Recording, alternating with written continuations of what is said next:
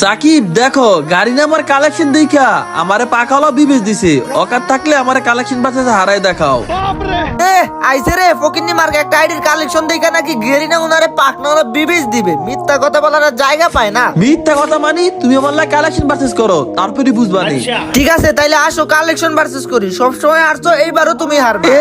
আমারে কালেকশন বাঁচে হারাইবো এত সোজা নাকি? এই লো পারলেই বানালা দেখাও। এই বান্ডেল দেখা মুমিয়া কেন তোমার কি মনে হয় আমার কাছে থাকবো না? এই দেখো আছে। কি কি কি- কি রে এই বানালা তোমার কাছে আছে? মনে হয় ভুলে দেয় ফেলছো। আচ্ছা পারলে এবারে নারাটো বানালা দেখাও।